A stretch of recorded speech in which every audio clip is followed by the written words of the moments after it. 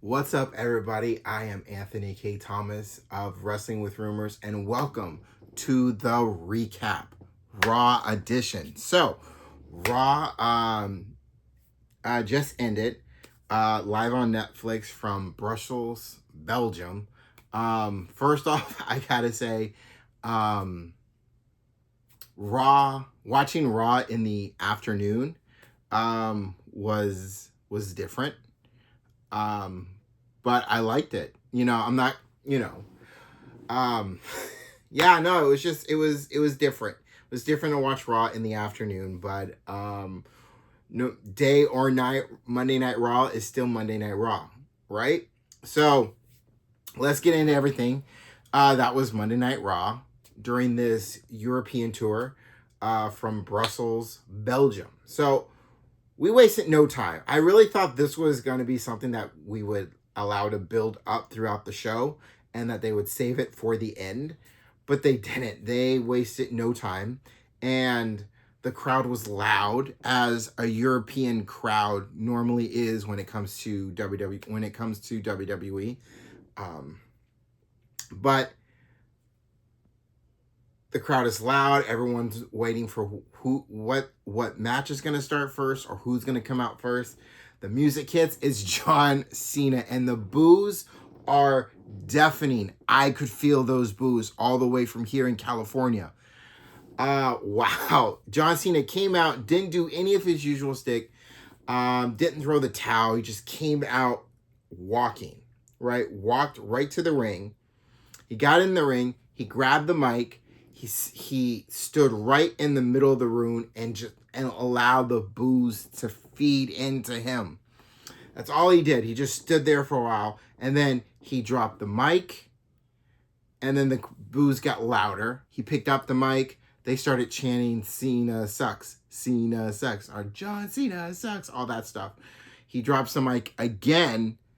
The boos get loud again. He picks up the mic. And then one of the first things he says is, when people are grounded in life, they shouldn't look at others for approval. That's where he started, right? And then he goes on and he says, for 25 years, I have been the victim of an abusive relationship. And then he goes in and breaks down why he's been in an abusive relationship for 25 years. And he's talking to us. He's talking to the fans, to the crowd, why we are the abusive ones in this relationship. why he has been our puppet, why we have been bullying him for so long. And then the chants change into "F you, Cena." And I want to pause here for a second, because just in case you should know that, in case you didn't know, that it's not Netflix censoring the "FU" chants. It is all WWE. So Netflix has a very looser leash in what is allowed to be said on their site. So any kind of censoring or blackout that's going on, that's all WWE. To fit into the rating that they're trying to stay in. So when the crowd is chanting "F you, Cena," that is WWE doing the censoring on that. Or when it comes to a gesture being made, like last week during the steel cage match between Seth Rollins and CM Punk, when it was Punk giving the middle finger, that was WWE doing the quick blackout to the middle finger.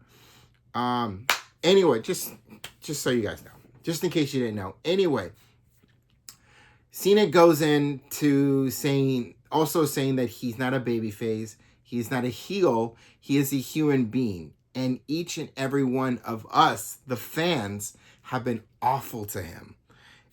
He goes on also saying that no matter what I do, it's never enough, and you should be ashamed of yourself. All you do is take. And then he's not only talking to the fans that are booing him, he's talking to to the fans, including the children who wear his merchandise, wear his shirts, wear his hats, buy his towels, all of them. He basically breaks down that he is breaking up with all of us. That it has been a toxic, dysfunctional relationship, and that he's done with us, that it's over. And that is when when Cody Rhodes music hits. Crowd busts open the roof with how loud they were. I almost wish, I really wish that they had the noising out, the number to show how loud it was in that arena, because it was deafening. It sure felt like it was deafening being here listening to them. Cody Rhodes enters into the ring, and as he gets into the ring, he grabs a mic. He looks at John Cena. He talks to John Cena, and you don't know what's going to happen. You think, are hands going to get thrown? Are vicious words going to be said back? What's he going to say? And he has words, and he really breaks down to those final few words that he says to John Cena, where he goes, "Go find John Cena, because I want to wrestle him, not this whiny bitch." Then Cody Rhodes leaves the ring. That's it. That's all he has to say to John Cena in that moment. That the John Cena that's in the ring now is not the John Cena that Cody Rhodes was looking forward to wrestle. And that this version of John Cena is whining and complaining all the time. Essentially, like a lot of the crowd is saying that Cena sold out. So now, and as Cody leaves, John Cena is left in the middle of the ring as the boos surround him. And then finally he leaves the ring holding the towel in his hand still, and just walks off still with the towel in his hand. And then that's it. That's all we get for now. Now, we still have a while before WrestleMania. So everything that we want out of that promo is a slow build. We have to be, this is where our patience really needs to be tested, right? We need to allow it to cook, right? We had John Cena at the Elimination Chamber do what he did to Cody Rhodes. That was the first move. The second move now was the first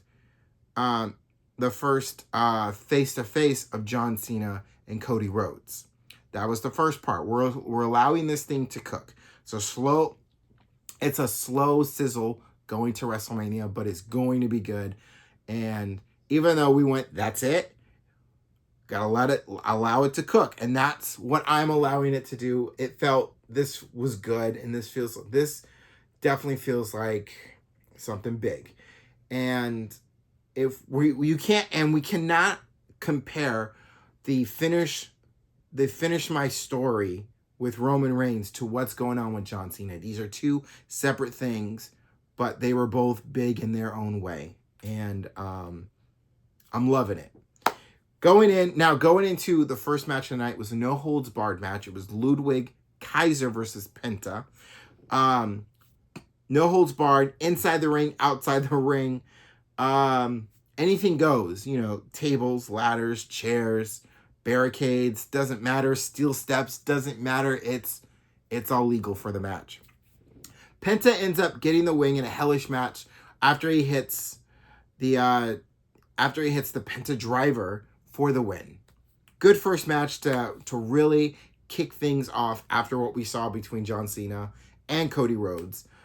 Second match of the night was Ivy Nile versus Dakota Kai. During the before the match even started, Chad Gable makes his way out to the ring, runs out to the ring to join the Creed brothers in support of Ivy Nile for the match. Middle of the match, Rey Mysterio and Dragon Lee make their way out towards ringside and go after the Creed brothers, get them away from the ring. Once the Creed brothers are gone, Dragon Lee and Rey Mysterio try to surround Chad Gable. Chad Gable is able to escape through the crowd takes off. Dragon Lee and Rey Mysterio go after Chad Gable, and that's it for them. Ivy Nile mistakenly gets distracted in the match, leaving the window open for Dakota Kai to get the win, and that's exactly what she does. She gets the win in the match.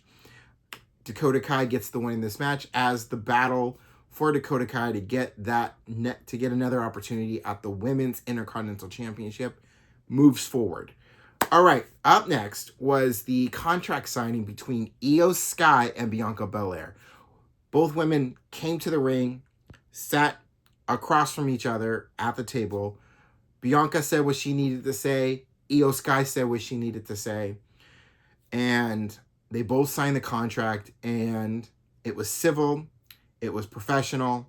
And then Rhea Ripley came out and got in Bianca Belair's face. Io Sky's like, you are not disrespecting me again. She gets in the middle of it. Bianca Belair once again puts her hand in Io Sky's face. Big mistake. Bianca Belair sees what she does, and then turns back to Rhea Ripley. Rhea Ripley gives Bianca Belair a headbutt, knocking Bianca Belair out, laying on top of the table that was used to sign the contract. Then Io Sky charges after Rhea Ripley. Rhea Ripley kicks her in the stomach, sets her up for a powerbomb, hits a powerbomb on Bianca Belair, and the chair doesn't break. The table doesn't break. And when a table doesn't break, has no give, that hurts a lot more. And then Rhea Ripley grabs the contract and leaves. And Adam Pearce is trying to get the contract back from Rhea Ripley, but she ain't giving it back. And that's it for them. We move on to the third match of the night. And the third match of the night was Jey Uso versus Austin Theory. And as soon as the bell rang, the match was pretty much over because Jey Uso quickly squashes Austin Theory like that.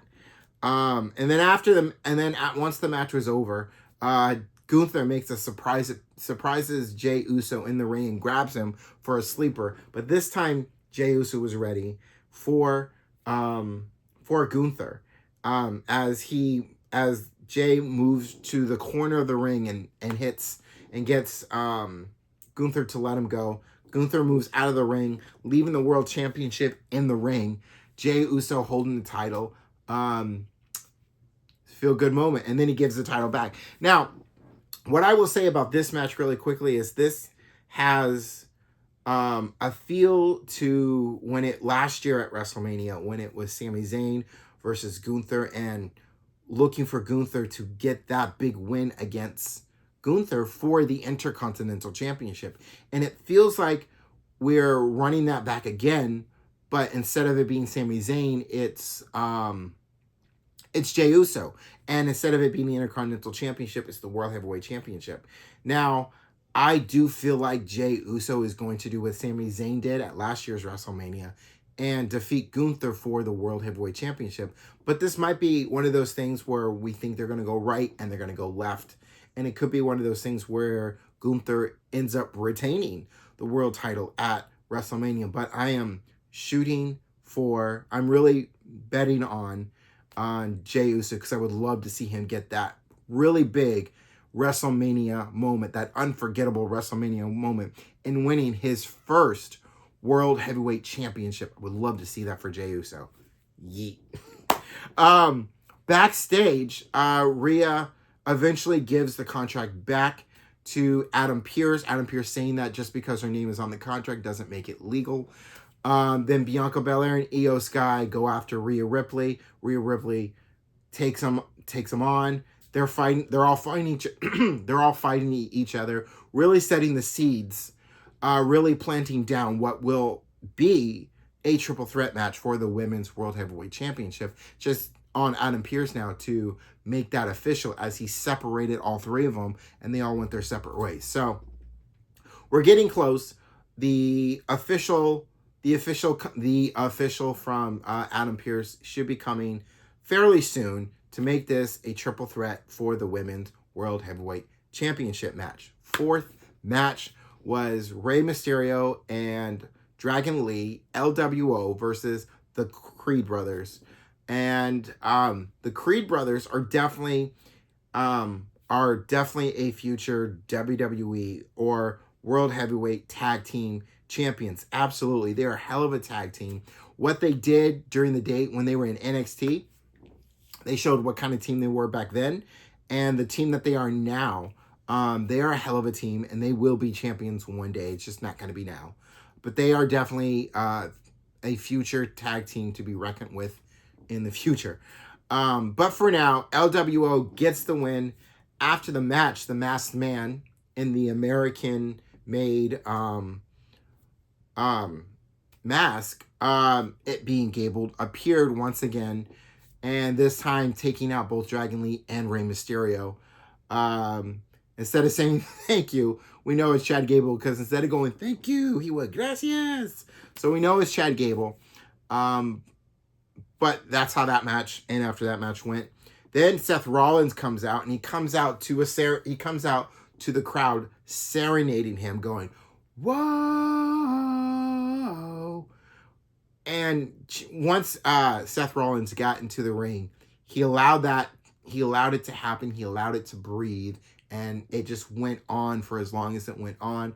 The crowd chanted, the crowd applauding themselves for that. It was one of those good moments where you just allow where things are happening organically, and you don't do or say anything.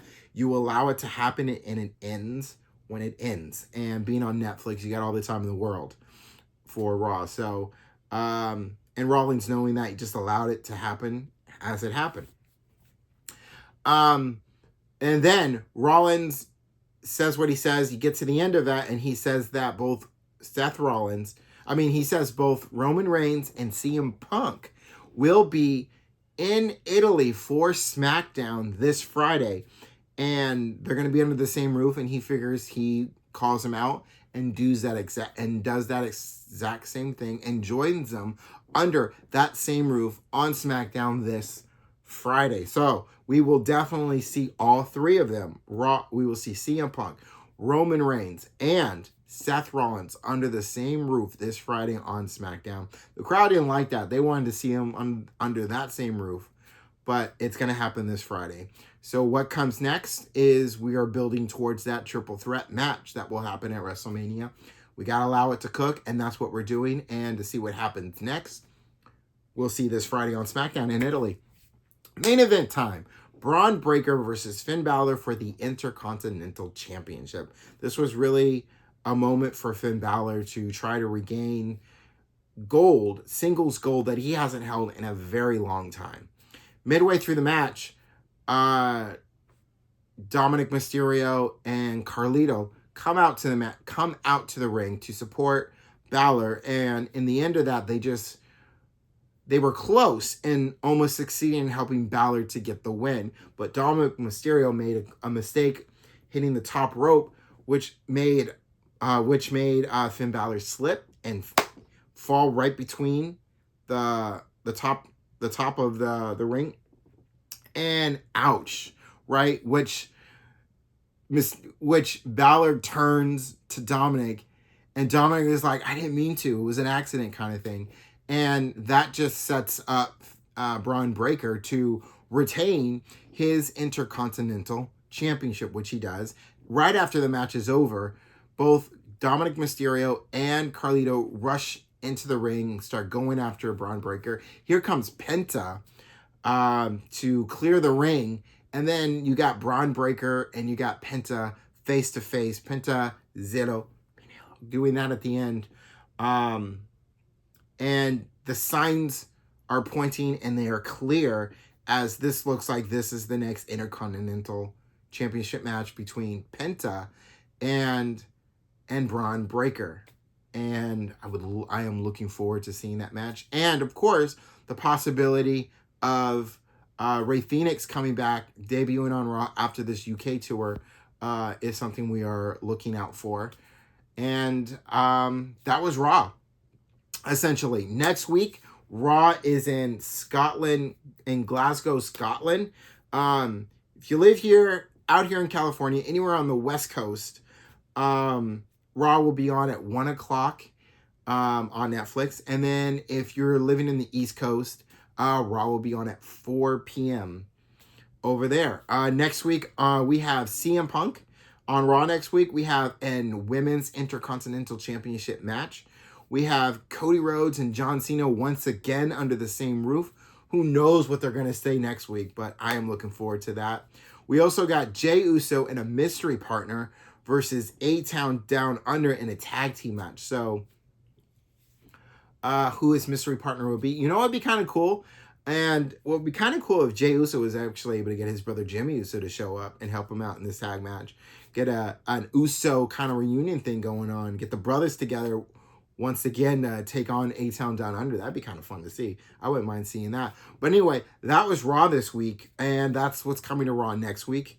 And thanks for watching. Thanks for listening. Also, don't forget, latest episode of Wrestling with Rumors, where I talk about some of the rumors from the past week. I also recap TNA Sacrifice, and I also recap SmackDown from last week as well. And that's available now on YouTube, on my channel, AKT Publishing. If you haven't subscribed yet, don't forget to subscribe. Go ahead and check it out. Leave a comment. Let me know what you thought of that. Leave a comment here. Let me know what you thought about the recap, what you thought of Raw this week, what you thought about what John Cena and Cody Rhodes had to say to each other. We are in the thick of it as far as going to WrestleMania season. What a season it is.